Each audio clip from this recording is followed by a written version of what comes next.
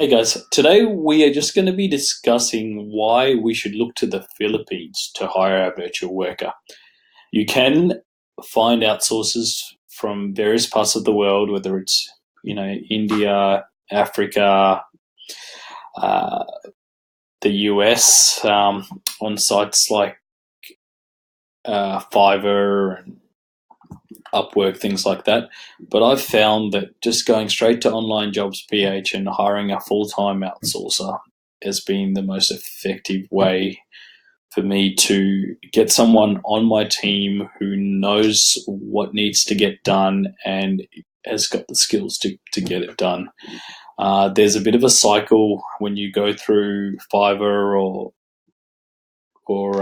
Upwork where you might find someone reasonably reliable, but then for your next job they might be busy or they might take too long, or it just becomes quite a drawn out sort of waiting process. Whereas if you have someone from the Philippines who's English is usually really good. So I've hired 4 or 5 outsourcers, and their English has been awesome. No problems communicating.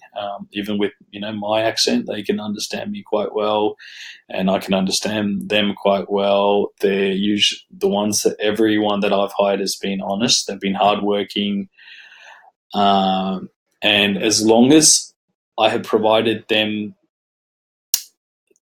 the right training with regards to if it's a task that's unfamiliar to them, and I provided like a video or an instruction sheet, or what I've taken to these days is basically communicating with a lot of my workers through Skype and share screening, and basically showing them exactly what needs to happen in real time. And I've found that scheduling a 5 to 10 minute morning meeting has always been really good for me. Now I'm in Australia, and so they're only 2 hours behind, so it's not too much of an issue.